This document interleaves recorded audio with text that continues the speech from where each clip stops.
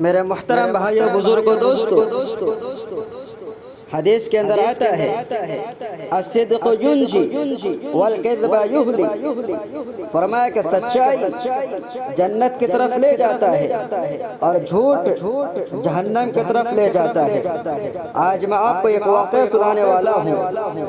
پیران پیر محبوب سبحانی فیض ربانی شیخ عبدالقادر جیلانی رحمت اللہ علیہ کا نام آپ نے سنا ہوگا۔ یہ بہت بڑے اللہ کے ولی گزرے ہیں۔ ان کا نام تھا حضرت سید عبدالقادر گیلانی رحمت اللہ علیہ۔ نام تو آپ نے سنا ہوگا، بہت بڑے عالم اور ولی گزرے ہیں۔ وہ گیلان کے رہنے والے تھے، اس لیے ان کے نام کے ساتھ گیلانی بھی لکھا جاتا ہے۔ آپ ابھی بچے ہی تھے کہ باپ کا انتقال ہو گیا۔ بچپن ہی سے پڑھنے لکھنے کے بہت شوقین تھے۔ سنا کرتے تھے کہ بغداد شہر میں بہت اچھے عالم رہتے ہیں۔ اپنے شہر کے مدرسوں سے تعلیم حاصل کرنے کے لیے بغداد جانے کا شوق ہوا۔ اپنے امی سے کہا کہ مجھے پڑھنے کے لیے بغداد بھیج دیجیے۔ وہ تیار ہو گئی۔ اس زمانے میں ریل گاڑی موٹر بسیں نہیں تھی، لوگ اونٹ اور گھوڑوں پر یا پیدل سفر کیا کرتے تھے۔ راستے میں لوٹ مار کا خطرہ رہا کرتا تھا، اس لیے بہت سے آدمی ایک ساتھ سفر کیا کرتے تھے۔ مل جل کر سفر کرنے والے کو قافلہ کہتے ہیں۔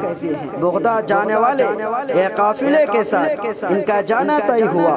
چلتے وقت امی نے 40 دینار یعنی سونے کے سکے ان کے لباس میں بغل کے نیچے سی دی تاکہ چوری سے محفوظ رہے، اور نصیحت کی کہ بیٹا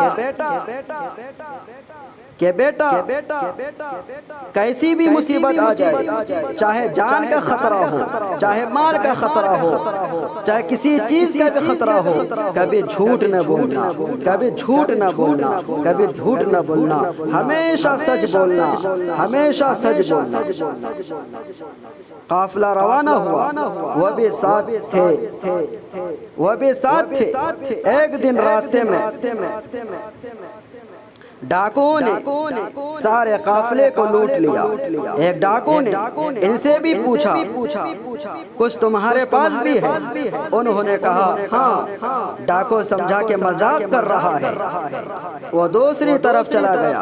اسی طرح کہیں ڈاکوؤں نے پوچھا کہ آپ نے سب کو ایک ہی جواب دیا۔ آخر کار ڈاکوؤں کے سردار تک بات پہنچی۔ اس نے اپنے سامنے بلا کر پوچھا تمہارے پاس کچھ ہے بیٹا؟ تمہارے پاس کچھ ہے؟ آپ نے فرمایا میرے پاس 40 دینار ہے۔ سردار نے کہا کہاں ہے؟ آپ رحمت اللہ علیہ نے فرمایا یہ دیکھیے میرے لباس میں سیے ہوئے ہیں۔ ڈاکوؤں نے کپڑا پھاڑ کر دیکھا تو سچ مچ 40 دینار نکلے۔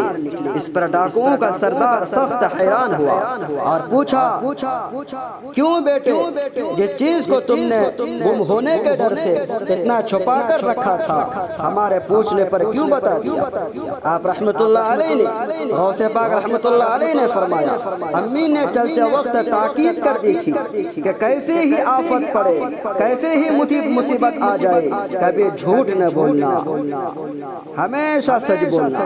میں امی کی بات کو کیسے بھول جاتا۔ بچے کے اس بات کا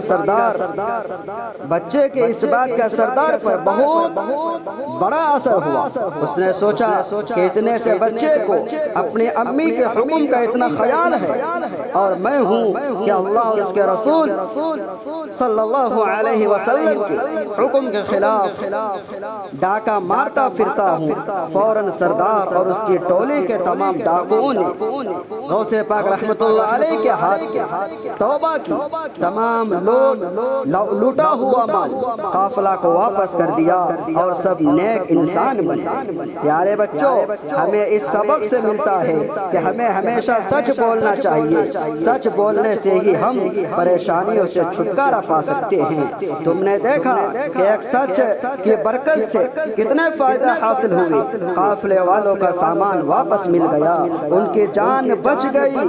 جو لوگ برے اور گندے زندگی گزار رہے تھے وہ نیک انسان بن گئے۔ اس لیے ہم بھی وعدہ کرتے ہیں، ہم بھی عہد کر لیں کہ کبھی بھی جھوٹ نہ بولیں گے، کبھی بھی جھوٹ نہ بولیں گے، ہمیشہ سچ بات کہیں گے۔ اللہ تبارک و تعالیٰ سے دعا ہے کہ اللہ تبارک و تعالیٰ ہم سب کو سچ بولنے کی توفیق نصیب فرمائے اور جھوٹ سے ہم کو اور پورے امت مسلمہ کو بچنے کی توفیق نصیب فرمائے۔ آمین وآخر دعوانا الحمدللہ رب العالمین۔